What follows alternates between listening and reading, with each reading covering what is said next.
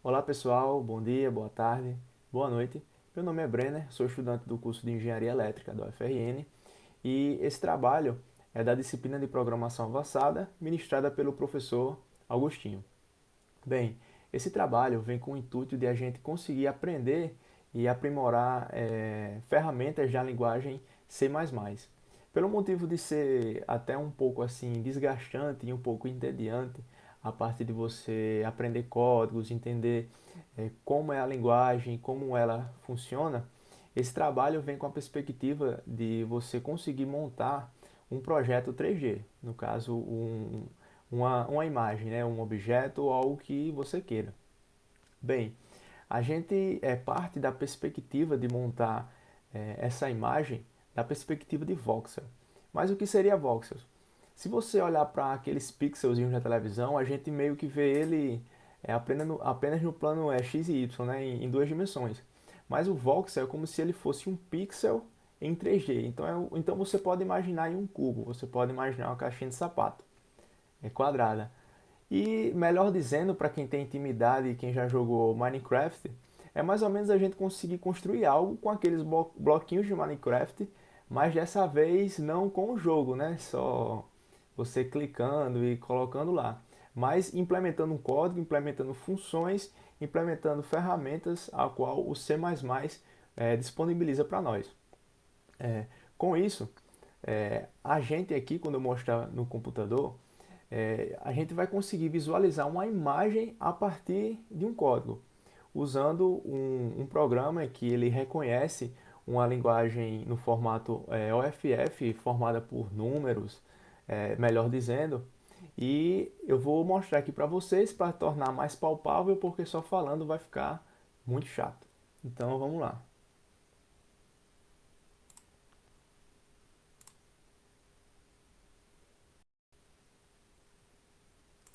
Bem, agora aí vocês devem estar vendo o código na linguagem C++. E vamos lá. Se vocês prestarem atenção, já aqui no canto esquerdo, a gente tem o nosso projeto, composto por uma main CPP, Sculptor CPP, Sculptor HPP e Voxel HPP. Começando aqui pelo um dos headers do nosso projeto, aqui a gente tem a função da struct voxel, que o que é que acontece? A gente tem aqui uma variável do tipo float e esse RGB. Esse RGB se trata basicamente das cores que a gente vai colorir nesse quadradozinho que eu falei para vocês. Então, além das cores, essas cores também têm uma transparência. Então, a gente coloca essa variávelzinha A aí também. E a gente está utilizando aqui uma variável da qual eu não conhecia, que é a variável booleana. No meu curso de lógica de programação, eu não conhecia essa variável booleana isom. E ela só admite dois valores, verdadeiro ou falso. No nosso caso, que vai ser a inclusão ou não inclusão de um voxel, aquele cubinho que eu tinha falado a vocês. Ok, vamos para o nosso segundo header. No nosso segundo header, a gente tem aqui um hall de funções, basicamente, ao qual ela está dentro da nossa classe Sculptor.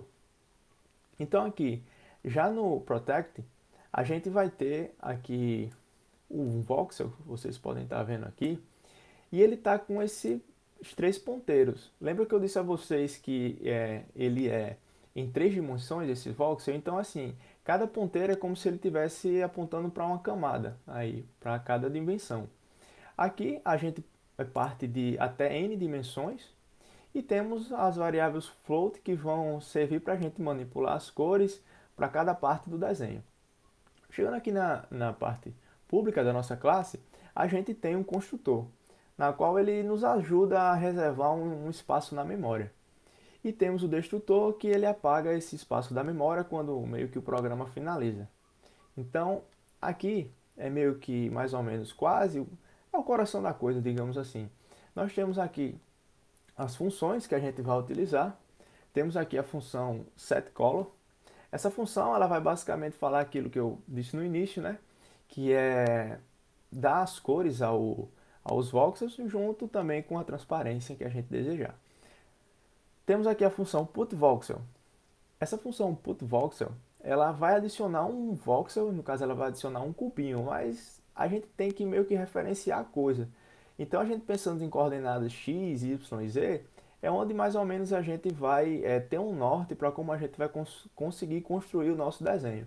Então eu tenho aqui o inteiro x, inteiro y, inteiro z, e ele vai adicionar na determinada coordenada que eu quiser. E além de adicionar, a gente também pode retirar esse voxel. Temos aqui a função cutVoxel, que ela vai remover um voxel de determinada posição que eu também queira.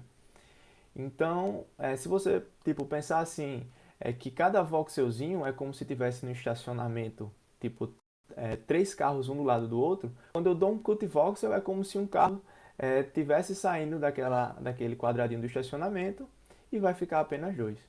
Temos também a função putBox. Essa função putBox, o que ela vai fazer? Ela vai implementar uma série de voxels a partir de uma coordenada que a gente disser. Então, ela é muito útil, principalmente para você não estar adicionando tipo de um em um. Aqui na segunda a gente vai ter o cutVoxel, que ele no caso ele vai mais ou menos a cutBox, perdão, que é mais ou menos aquele cutVoxel lá, só que dessa vez ele também vai apagar uma série. E se vocês podem ver, aqui tem x0 e x1, porque ele vai de um intervalo, né? Ele vai de um intervalo de x, um intervalo de y, um intervalo de z. Temos aqui o void putSphere, perdão. Esse putSphere, o que é que ele vai fazer? Ele vai criar uma esfera. Só que assim, não é uma esfera tipo redondinha, vai ser um negócio meio quadrado ainda, né? Tipo meio áspero assim, digamos, dos lados.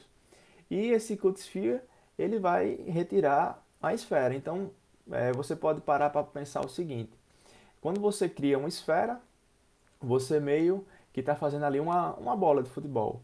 E quando você pega esse cutSphere, você é como se tivesse uma bola dentro de outra bola de futebol, só que esse cutSphere, ele retira essa segunda bola dentro da bola de futebol e a bola fica oca.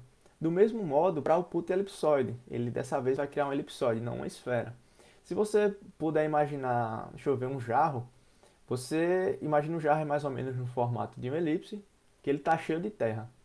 E para você tirar essa terra, você vai no cotelipsoide, que você faz uma elipsoide menor dentro daquela outra, ele vai tirar essa terra e vai deixar oca.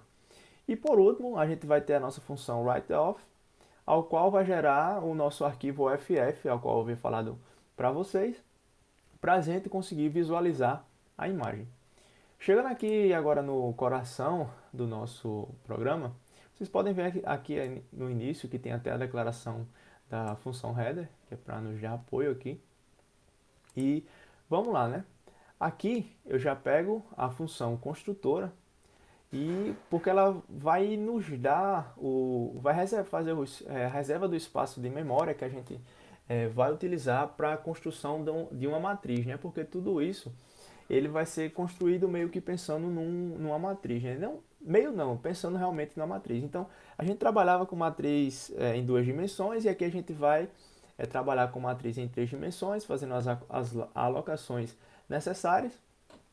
Aqui, esse this, uma curiosidade, ele meio que referencia esse nx como se fosse um ponteiro. E aqui eu tenho RGBA, por enquanto, ainda igual a zero. Eu crio uma nova variável voxel aqui, que vai nos dar suporte para fazer a primeira dimensão da nossa matriz, a segunda dimensão da nossa matriz e outro laço for, que vai ser a terceira dimensão da nossa matriz. Então, aqui ele está reservando, né, como eu havia falado, o nosso espaço de memória para trabalho. Aqui embaixo, nessa parte de zon, vocês podem prestar atenção que o ISON ele, por conta ainda está falso, porque ainda não é visualizável os nossos voxels, né? A gente construiu a matriz, mas meio que ela não está visualizável ainda. Aqui a gente tem a nossa classe e Sculptor, que aqui é o nosso destrutor, e ele vai servir para liberar esse espaço de memória. Então, a gente cria aqui mais um laço para o espaço de memória, o que foi gerado antes, agora ser apagado e a gente conseguir fazer mais coisa aqui no nosso código, caso a gente queira. Então vamos agora para as definições das funções. Eu falei brevemente o que cada uma faria e vamos nos aprofundar mais para a gente tentar entender como é que a gente vai construir afinal essa matriz, imaginando ela num código. Eu tenho aqui a função setColor, que ela vai definir as cores do voxel. Então eu tenho aqui apontando para esse disco, apontando o R como se fosse um ponteiro, e eles ainda não estão recebendo valores em si. Eu tenho aqui o put voxel, que ele vai colocar apenas um voxel na, na nossa matriz.